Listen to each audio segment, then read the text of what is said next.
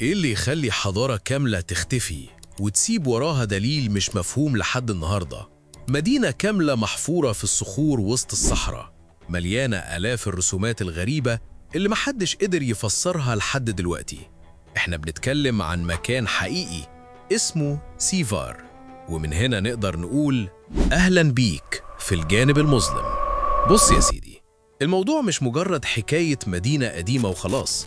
إحنا داخلين على قصة لو سمعتها وإنت لوحدك بالليل هتراجع قرارك إنك تطفي النور. تخيل كده معايا إنك ماشي في صحراء واسعة، صحراء بالشكل اللي يخليك تحس إن الدنيا كلها فاضية، مفيش غير صوت الهواء وهو بيصفر، ولا في أي علامة حياة تقول إن حد عدى من هنا. كل حاجة حواليك ساكتة بطريقة مريبة، كأن المكان نفسه مش عاوزك تكون موجود فيه. وفجأة من وسط الصخور اللي شكلها عادي جدا تكتشف إن الصخور دي مش مجرد جبال، دي بيوت، ممرات، شوارع، أماكن محفورة بدقة غريبة، كأن حد قعد سنين وسنين يشكلها بإيده. ساعتها بس هتفهم إنك مش واقف في مكان عادي، إنت دخلت على حاجة اسمها مدينة سيفار. المكان ده موجود جوه طاسلي ناجر في الجزائر، بس الصراحة كلمة مكان دي قليلة عليه، لأن اللي هناك مش مجرد آثار، ده عالم كامل متجمد في الزمن، عالم بيحكي قصة ناس كانوا هنا وبقوا مش هنا خلاص. الغريب بقى إن أول لما تشوف المدينة دي دماغك مش هيستوعب بسهولة إن بشر من آلاف السنين قدروا يعملوا كده، لأن مش بنتكلم عن كام رسمة على الحيط وخلاص، لأ، إحنا بنتكلم عن أكتر من 15,000 نقش ورسمة متوزعين في كل حتة، على الصخور، جوه الكهوف، في ممرات ضيقة، وفي أماكن عالية صعب توصل لها، وكل رسمة فيهم كأنها رسالة. بس المشكلة إن الرسالة دي مكتوبة بلغة إحنا مش فاهمينها بالكامل. تلاقي رسومات لحيوانات، وده طبيعي، أي حضارة قديمة كانت بترسم اللي حواليها، بس لما تبص كويس هتلاقي حاجة مش راكبة، هتلاقي زراف، فيلة، غزلان. طب استنى، إزاي الحيوانات دي كانت عايشة في مكان هو دلوقتي صحراء قاحلة؟ هنا دماغك تبدأ تشتغل وتقول يبقى المكان ده ما كانش صحراء زمان، وده فعلا اللي حصل. المنطقة دي كانت في وقت من الأوقات خضرة مليانة مية وحياة، بس الزمن قلب كل حاجة. لحد هنا الموضوع منطقي، لحد ما توصل لنوع تاني من الرسومات، رسومات تخليك تقف شوية كده وتقول هو أنا شايف صح؟ كائنات شبه البشر، بس مش بشر. رأسهم كبيرة بشكل مبالغ فيه، وأجسامهم غريبة، وفي منهم رسومات فيها تفاصيل تخليك تحس إن اللي رسمهم كان شايفهم فعلا مش بيخترعهم. ومن أشهر الرسومات دي حاجة الناس سمتها الإله الكبير، كائن ضخم واقف بطريقة مهيبة، راسه مدورة وكبيرة جدا مقارنة بجسمه. الرسمة دي بالذات خلت ناس كتير تقول استحالة ده يكون إنسان عادي. وهنا بقى تبدأ نظريات تانية تظهر. العلماء قالوا إن الرسومات دي رمزية، يمكن بتعبر عن آلهة أو معتقدات دينية أو حتى خيال فني لشعب كان بيحاول يفسر العالم بطريقته. وده تفسير منطقي جدا، بس في نفس الوقت في ناس تانية شافت الموضوع من زاوية تانية خالص، وقالت طب إيه اللي يمنع إن دي تكون كائنات مش من الأرض؟ وطبعا أول ما كلمة فضائيين تدخل في الموضوع الدنيا بتولع، وتبدأ تسمع كلام من نوعية الحضارة دي كانت على تواصل مع كائنات تانية، أو إن الكائنات دي نزلت الأرض وسابت أثرها، أو حتى إنها كانت السبب في اختفاء الناس اللي عاشوا هناك. هل الكلام ده حقيقي؟ محدش يقدر يثبت، بس في نفس الوقت محدش يقدر ينفي بشكل قاطع، وده اللي مخلي القصة دي عايشة لحد النهاردة. بس خلينا نرجع خطوة لورا ونفكر بالعقل شوية.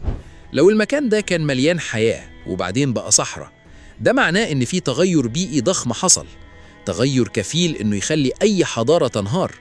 يعني ممكن جدا الناس اللي كانوا عايشين هناك اضطروا يسيبوا المكان ويمشوا يدوروا على مية وحياة في حتة تانية، وده تفسير منطقي جدا لاختفائهم. بس برضه في حاجة ناقصة. فين آثار الرحيل؟ فين الأدلة اللي تقول إنهم مشيوا بشكل منظم؟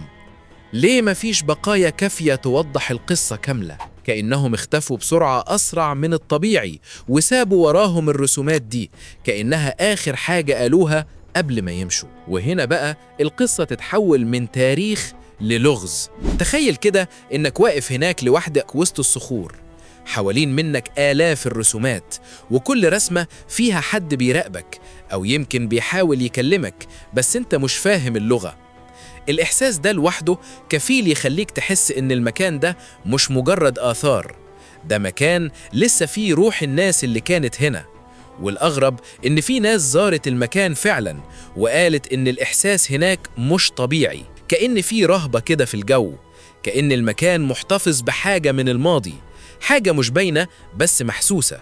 دلوقتي السؤال اللي يفرض نفسه، إحنا قدام إيه بالظبط؟ حضارة بشرية قديمة كانت متقدمة بطريقتها، ولا مجرد ناس عاديين حاولوا يسجلوا حياتهم بالرسم، ولا في قصة تانية خالص إحنا لسه مش شايفينها؟ والأخطر من كده، هل ممكن يكون في أماكن تانية زي دي لسه ما اكتشفناهاش؟ يمكن دي مجرد بداية لحاجة.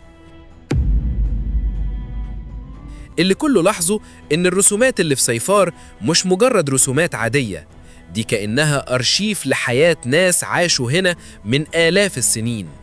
بس المشكلة إن الأرشيف ده مش مترتب، ومفيش حد سايب لك كتالوج يقولك اقرأ من هنا وهتفهم كل حاجة. انت حرفياً قدام جدران بتحكي بس بلغتها هي. تعال نركز كده على نوع معين من الرسومات اللي بتوصف الحياة اليومية. هتلاقي ناس بتصطاد، ناس بترقص، ناس بتتحرك في مجموعات، كأن في مجتمع كامل كان عايش هنا، مجتمع عنده نظام، عنده طقوس، وعنده حياة طبيعية جدا. وده يخليك تطمن شوية وتقول تمام، دول بشر عاديين زينا. بس الطمأنينة دي مش بتكمل دقيقتين، لأن فجأة وسط الرسومات دي تلاقي مشهد غريب جدا، كائنات ضخمة مقارنة بالبشر اللي حواليها، واقفين كأنهم مسيطرين على المشهد، أو يمكن بيتعبدوا، أو يمكن العكس. وهنا السؤال يقفز في دماغك، هل الرسومات دي بتوثق واقع ولا خيال ولا معتقد ديني؟ العلماء بيقولوا إن الشعوب القديمة كانت بترمز للحاجات المهمة في حياتها بشكل مبالغ فيه. يعني ممكن يكون الإله الكبير ده مجرد تجسيد لقوة الطبيعة، أو رمز لإله كانوا بيؤمنوا بيه. وده تفسير منطقي جدا، خصوصا لو فاكرين إن الإنسان القديم كان بيحاول يفهم العالم بطريقته الخاصة. وفي رسومات بتظهر كائنات لابسة حاجة شبه بدلة، حاجة زي بدلة كاملة حوالين الجسم. وفي رسومات تانية فيها أشكال دائرية حوالين الراس كأنها خوذة. طب ليه حد من آلاف السنين يرسم كائن بشكل قريب جدا من شكل رائد فضاء؟ هنا بقى تبدأ الحكاية تاخد منعطف تاني خالص، لأن في ناس قالت إن الرسومات دي ممكن تكون دليل على إن في حصل تواصل بين البشر وكائنات تانية. مش شرط يكون تواصل مباشر زي ما بنشوف في الأفلام، بس يمكن زيارة أو ظهور، أو حتى حاجة البشر وقتها ما قدروش يفسروها فحولوها لرسومات. وطبعا الكلام ده مفيش عليه دليل علمي قاطع، بس في نفس الوقت مفيش تفسير يقفل الملف بشكل نهائي، وده اللي مخلي الموضوع مفتوح لحد النهاردة. بس استنى، لأن الرسومات مش بس بتحكي عن الكائنات دي، كمان بتحكي عن تغير الزمن في مراحل مختلفة. في الرسومات تلاقي في الأول حيوانات كتير ومية وحياة، بعد كده تبدأ الحيوانات تقل، وبعدها تظهر مشاهد مختلفة كأن البيئة بتتغير لحد ما توصل لمرحلة شبه فاضية. كأن الرسومات دي بتوثق نهاية تدريجية مش فجأة. وده يخلينا نرجع لنقطة مهمة جدا، وهي إن الصحراء اللي احنا شايفينها النهاردة ما كانتش كده زمان. المنطقة دي كانت جزء من حاجة اسمها الصحراء الخضراء، فترة كان فيها شمال إفريقيا مليان حياة، وده مثبت علميا. طيب منطقي الناس هتمشي، بس برضو السؤال، ليه مفيش أثر واضح للهجرة دي؟